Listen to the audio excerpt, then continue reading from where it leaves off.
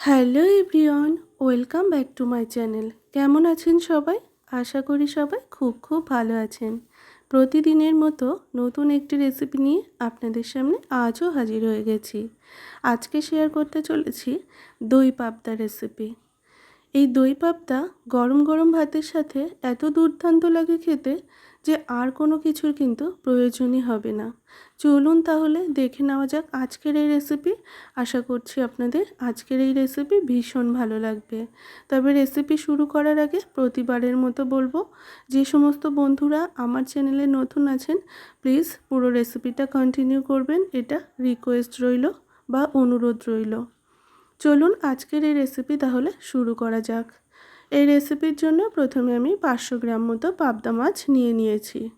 মাছে প্রথমে আমি পরিমাণ মতো একটু লবণ, হলুদ গুঁড়ো এবং 1 চামচ মতো সর্ষের তেল দিয়ে খুব ভালোভাবে মেখে নেব। আর এই মাছের ক্ষেত্রে অতি অবশ্যই 1 চামচ কিন্তু সর্ষের তেল ব্যবহার করবেন, কারণ এই পাবদা মাছ ভাজা করতে গেলে কিন্তু ভীষণভাবে তেলের মধ্যে ফোটে, সেই জন্য অবশ্যই করে তেলটা কিন্তু ইউজ করবেন। এদিকে আমার মাছ ভাজার জন্য কিন্তু তেল গরম করে নিয়েছি, আর অতি অবশ্যই সর্ষের তেলেই মাছটা ভেজে নেবেন বা রান্নাটা পুরো সর্ষের তেলেই করার চেষ্টা করবেন, তাহলে রান্নার স্বাদটা একদম পারফেক্ট আসবে। এরপর মাছ একে একে ছেড়ে দিয়েছি, এক পাশ ভেজে নিয়েছি, তো উল্টে দিচ্ছি, অপর পাশটাকেও খুব সুন্দরভাবে লাল লাল করে ভেজে নেব। গ্যাসের ফ্লেমটাকে মিডিয়ামে রেখে মাছটাকে একটু সময় নিয়েই ভেজে নিচ্ছি। দেখুন খুব সুন্দর করে কিন্তু মাছ ভেজে নিয়েছি। এদিকে 3টে মাছ আমার ভেজে নেওয়া হয়ে গেছে।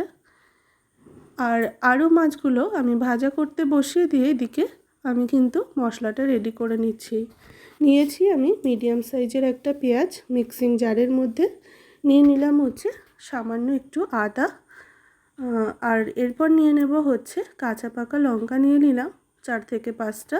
এরপর নিয়ে নিচ্ছি ছোট মাপের একটা টমেটো, তবে টমেটোটা আপনারা চাইলে স্কিপ করতেও পারেন, তবে আমি এখানে একটু অ্যাড করে দিলাম। সামান্য একটু জল দিয়ে দেব, দিয়ে একটা স্মুথ পেস্ট বানিয়ে নেব। আর দই পাবদা যেহেতু, সেই জন্য মশলাটা তো একদম পেস্টই করে নিতে হবে, তাহলে কিন্তু রান্নাটা খুব ভালো হবে। মিক্সিং জারটা কিন্তু বন্ধ করে দিয়েছি। দেখুন খুব সুন্দরভাবে একটা স্মুথ পেস্ট এখানে আমি রেডি করে নিয়েছি।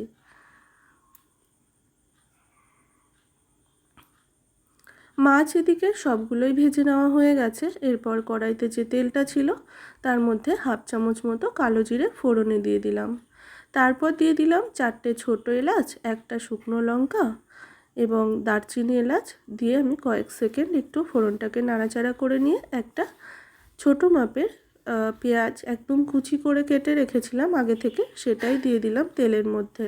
গ্যাসের ফ্লেমটাকে একদম লোতে করে দিয়ে পেঁয়াজটাকে বেশ কিছুটা সময় নিয়ে ভেজে নেব, যতক্ষণ না পেঁয়াজটা একদম নরম হয়ে আসছে। খুব ভালোভাবে এইভাবে নাড়াচাড়া করে কিন্তু পেঁয়াজের পাপড়িগুলোকে খুব সুন্দরভাবে ছাড়িয়ে নিচ্ছি। দেখুন ঠিক এই রকম হয়েছে।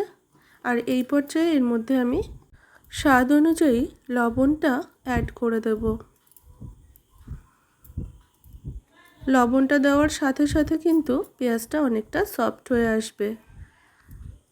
খুব ভালোভাবে নাড়াচাড়া করে নিলাম।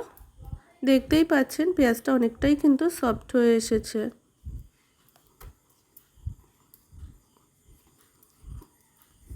এরপর এর মধ্যে আমি আগে থেকে যে পেস্টটা রেডি করে রেখেছিলাম বা মশলাটা বেটে রেখেছিলাম, সেই মশলাটা এর মধ্যে দিয়ে দিলাম।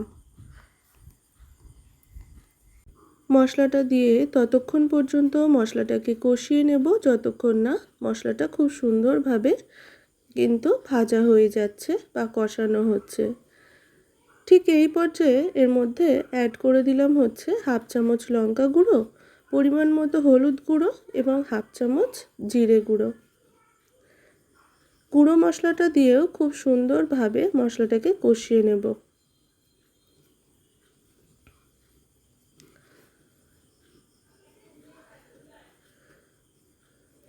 খুব সুন্দর কালার এখানে একটা চলে এসেছে, দেখতেই পাচ্ছেন। গ্যাসের ফ্লেমটাকে একদম মিডিয়ামে রেখে মশলাটাকে অনেকটা সময় নিয়ে কিন্তু কষিয়ে নিয়েছি। এরপর এর মধ্যে দিয়ে দিলাম হচ্ছে 1/2 চামচ মতো চিনি। যেহেতু বেশ কিছুটা টক দই পড়বে সেই জন্য চিনিটা একটু অ্যাড অবশ্যই করতে হবে, তাহলে কিন্তু এখানে টেস্টের ব্যালেন্সটা খুব সুন্দর হবে। আর চিনি দেওয়ার কারণে কিন্তু এখানে দেখতেই পেলেন মশলার কালারটা এত সুন্দর এসছে। যে কোনো রান্নার ক্ষেত্রে যদি মশলা কষানোর সময় চিনি দেওয়া হয় তাহলে যে কোনো রান্নার ক্ষেত্রে কিন্তু কালারটা কিন্তু দুর্দান্ত হয়। এদিকে মশলা খুব ভালোভাবে কষিয়ে নিয়েছি, তো আমি মিক্সিং জারটা ধুয়ে সামান্য একটু জল ওর মধ্যে দিয়ে আবার মশলাটাকে খুব ভালোভাবে কষিয়ে নিচ্ছি। এদিকে আমি 150 গ্রাম মতো টক দই নিয়ে নিয়েছি, আর টক দইটাতে সামান্য একটু লবণ দিয়ে কিন্তু খুব ভালোভাবে অনেকটা সময় নিয়ে কষিয়ে নিয়েছি। এদিকে মশলাও কিন্তু কষানো আমার কমপ্লিট, আর একদম শেষে আমি টক দইটা দিয়ে দিলাম। আর টক দইটা যখনই অ্যাড করেছি তখন কিন্তু গ্যাসের ফ্লেম একদম লো করে দিয়ে টক দইটা অ্যাড করেছি।